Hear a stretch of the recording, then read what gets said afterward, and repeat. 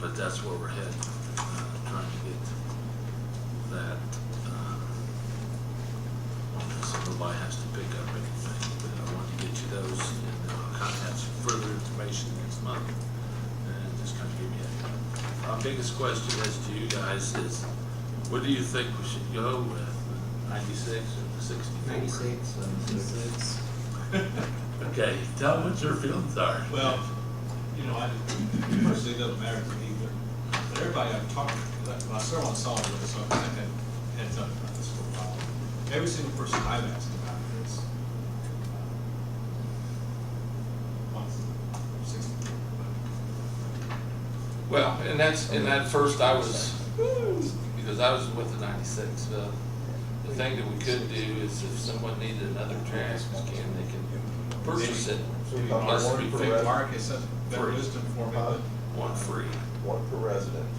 So we still have the little green containers for our. No. So green containers are thrown away. so that was the concern I was getting with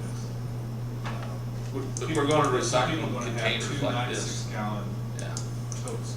The You recycling have two, one for would be recycling, 96. one for, So they had one for recycling, one for trash. Right. And I do So know each that resident gets two, one for each type of. if they want to recycle, it's not an automatic on the recycling. They'll have to request recycled containers. Now, they won't be picking up the green ones, but, What additional fees for those people that request recycling, don't pay additional fees? no. So It's for free. additional fees, why wouldn't we just say everybody's with recycling, so that these recycles are, have a limit? Well, because I have somebody else coming in and paying for it. And another company, basically Best Way, is gonna,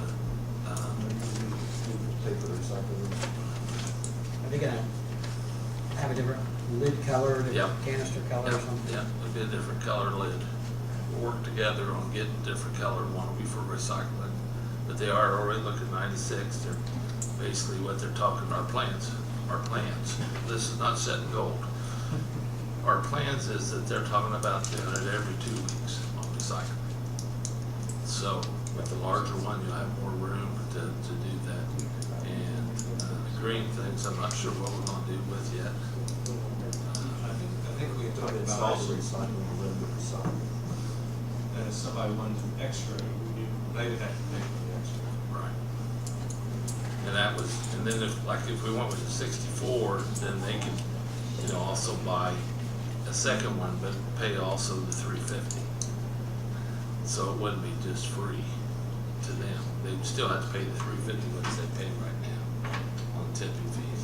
Well, I would tell you this, with the price you're quoting, that's less than what I just paid for one that's not nearly as good at one of the local stores.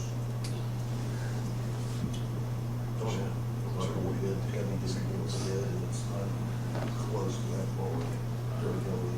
Yeah, so on the side, I'm just reporting what I've heard feedback from people I've asked about it. They'd rather the small one.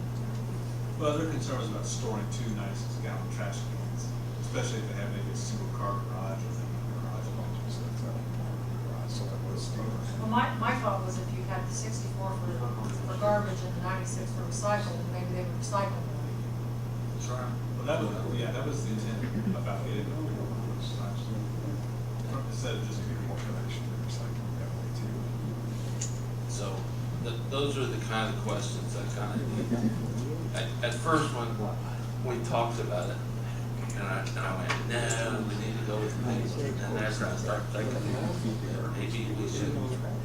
And then if somebody thinks they need a American one, then they can buy one and pay for it, and it stays with that, still be owned by the city, I believe. But we're just not giving them away. The first one's free, the second one won't be. So if you get a damaged one or somebody steals something, then you have to pay for it. Again, the idea is if it doesn't fit, you can't set it down. There won't be picking any bags up off the side of the street. We hope. So, and the guy on the back will be, there'll be one guy on the back of the garbage truck. It'll be on the right side. Everything is on our program is gonna be set up to go right. So when they do a route, they'll do the right side, and then they'll come back later and do the other side. That's what the plan is. So, keep them out of the street.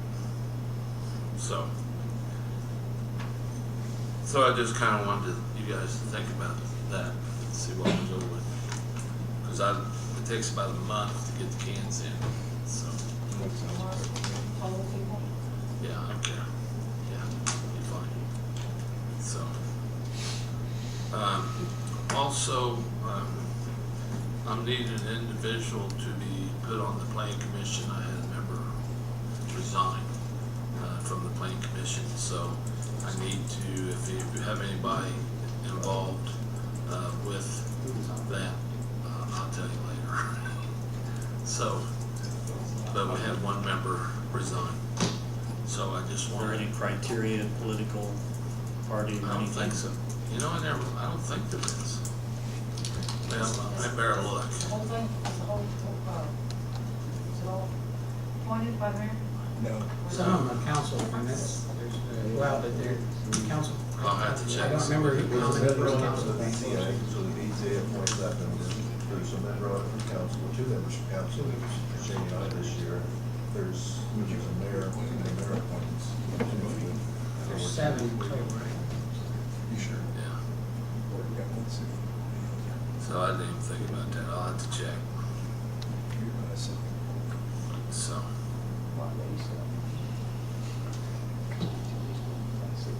okay.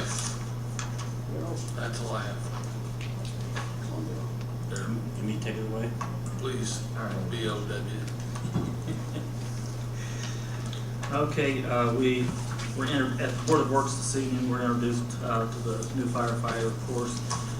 Prosecutor Nathan Harder request for a road closing on Lathrop between Washington and North Street for a block party. He'll also be making a political announcement during that party. Jeff Smith talked to us about the construction payout for this payout number 3. We approved $161,970.25. Brendan Bridges, Chief Bridges came and asked for a promotion for Devin Moore to first class patrolman. Will take effect on 7/9. That was approved. City Engineer Ron May opened the bids for the intersection improvements at Baruchel and Montgomery. There were 3 bids that were submitted. The highest bid was $127,071.55. The lowest bid was $88,329.08. The Board of Works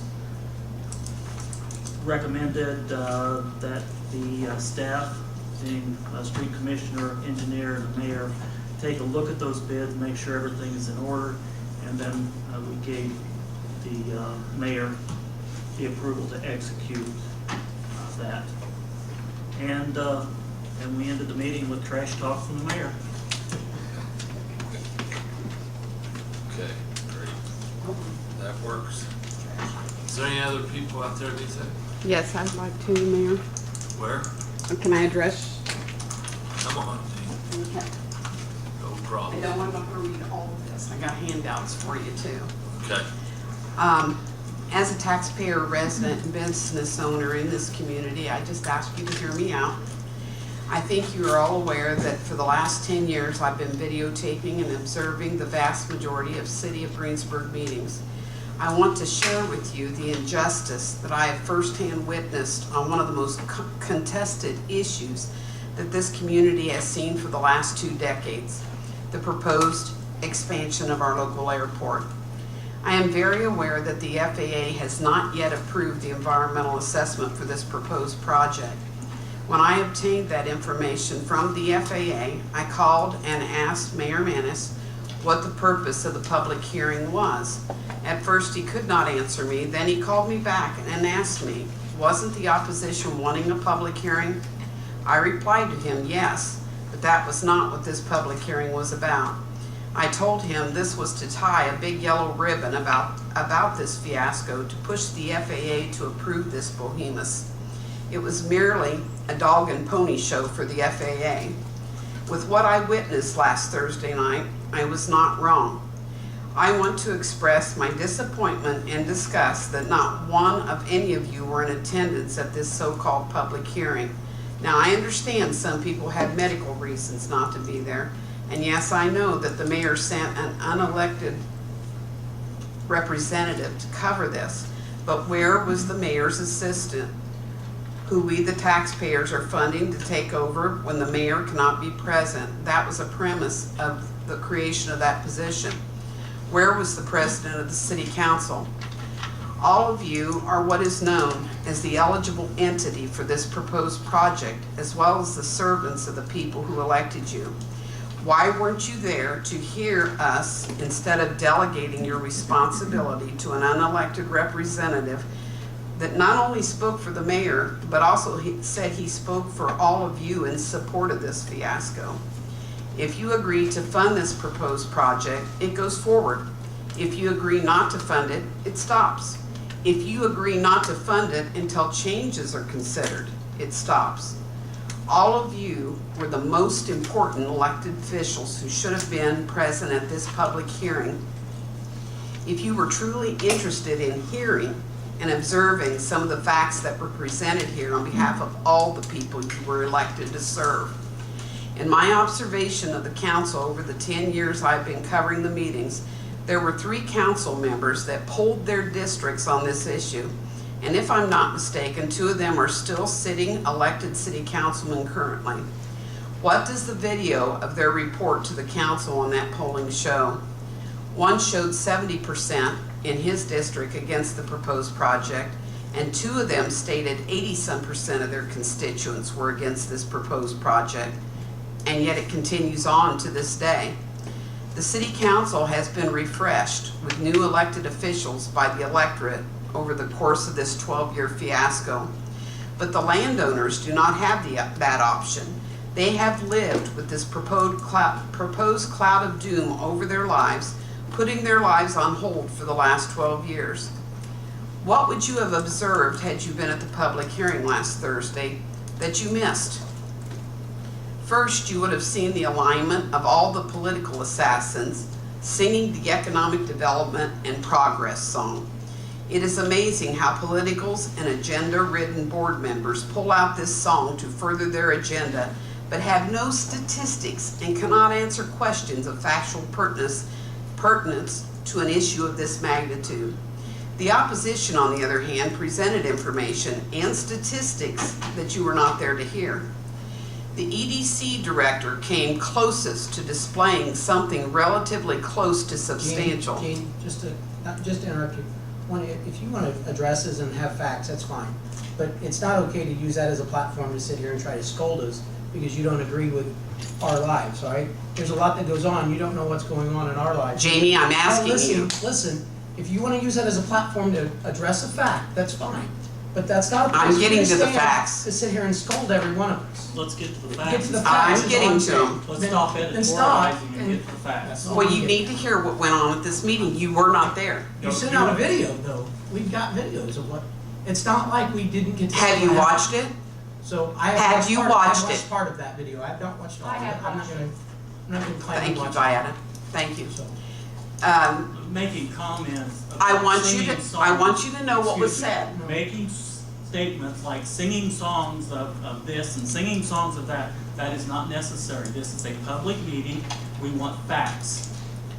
Okay, I'll tell you what the EDC director, he came closest displaying something relative to close to substantial from his experience in Tennessee with airports. But he also said in his statement on WTRE that there was not an interstate in many of these areas. Well, you know what? I can plainly see the benefit of an airport would be in a situation like he described where there was no interstate. And I'm sure Ripley and Rush County can share that viewpoint with me as well. Another political person got up and talked about progress for our community, citing the interstate and the bypass. which is yet another statement that does not hold water, and yes, they are a definite benefit to this community. Why does it not hold water? Because I know a whole lot of the people in our region own cars, and yet a very small percentage own aircraft. As for the businesses and their letters of intent, they are just that, letters of intent, not contractual obligations. So in reply, let them pay for this. In other words, put their money where their mouth is. We have an airport that can be brought up to FAA safety standards with a lot less invasive plan than is being proposed, and no one has ever abdicated that we do without an airport.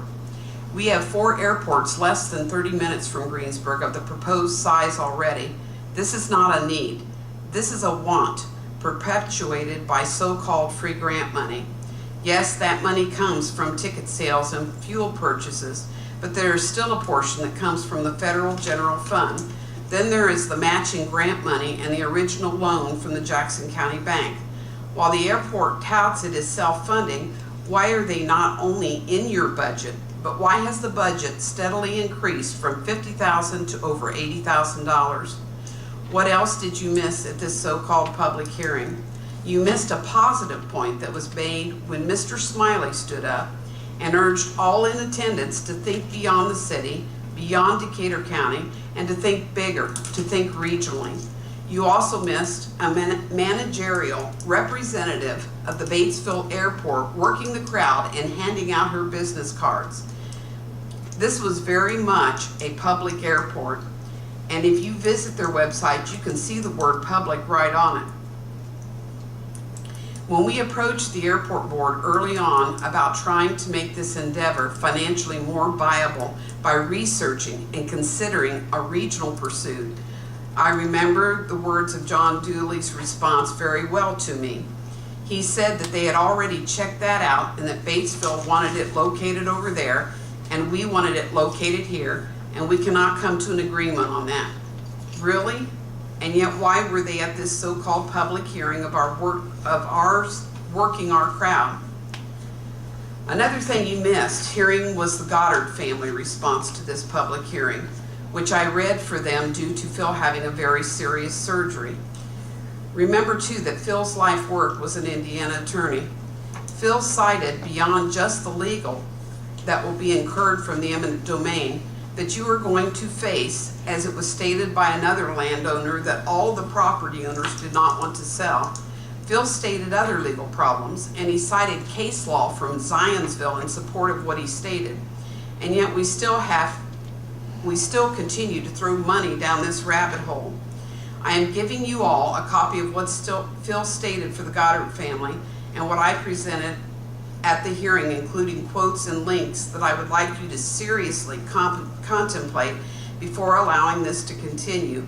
Some of them I have listed here. An economist from Embry Aeronautical University stated that 75% of general aviation airports do not support themselves and fall back on the taxpayers. Another was from the Transportation Research Board that independently advises the President and Congress, and basically stated only the larger airports can support themselves, and that while some smaller airports may say that they are self-supporting, that is a magic work of the books, paraphrasing their statement.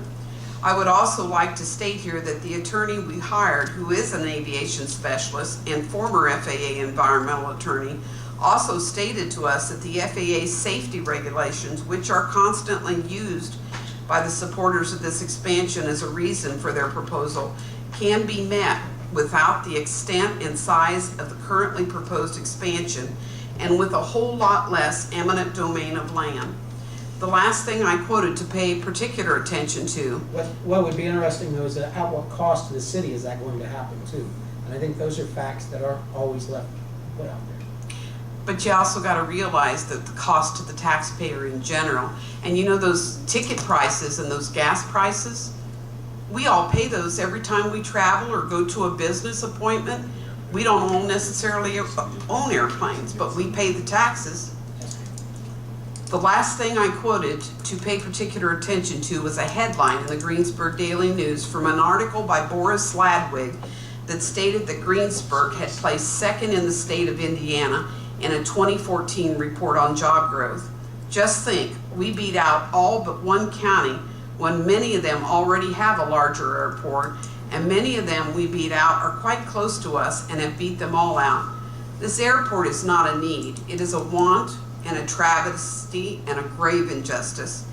I ask all of you, when did we start justifying eminent domain of land based on letters of support while ignoring the facts and ignoring the will of your constituents? To quote St. Bernard of Clairvaux, hell is full of good intentions or desires. Make no mistake, you are the people who will be held responsible if this travesty continues. Think hard about this, but don't think long, because you are definitely fast approaching a point of no return in either stopping this or redirecting this. Find out if the need exists through hard stats like a return on investment. Would any of you personally go into a business without one? Why are you advocating that the taxpayers do so?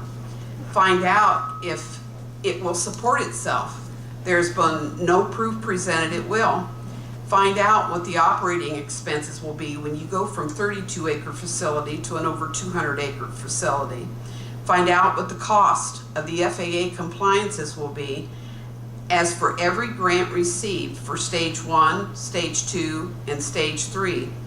We'll have a 20-year obligation of compliances for a possible total of 60 years you could obligate this community to abide by and pay for. What we are asking for is good governance. Please don't insult us, our intelligence, by lack of facts. You owe those facts to the people whose land you are attempting to take, and most importantly to the taxpayer of the city of Greensburg. And I do ask you all to seriously look at the facts and ask the other side, where are your facts? Well, okay, are you done? Yes, and I want to hand this out. The biggest thing that, as far as I know, that we don't pay anything to the airport. The airport supports itself right now. Yes, they get, well, because the State Board of Accounts said that since they're tied with the city, we have to see their budget. And that's why that came up. They've never been in our budget until this year.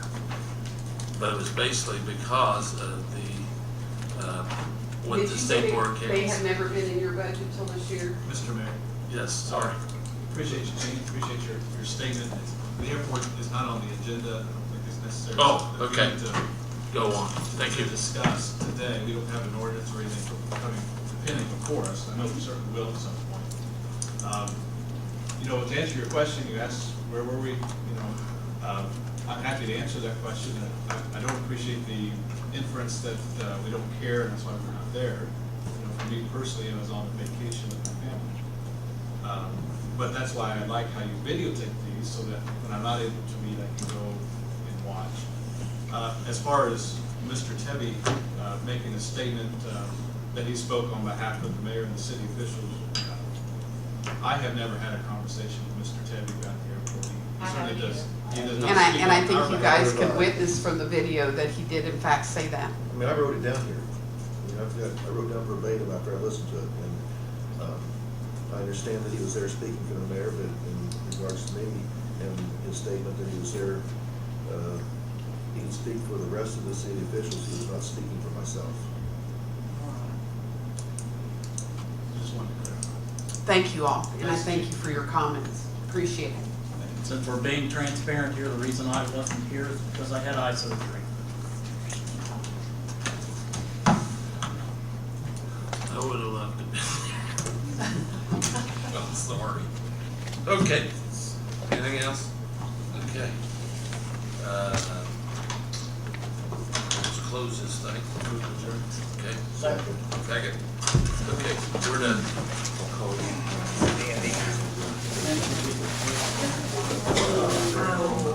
I'll be in session.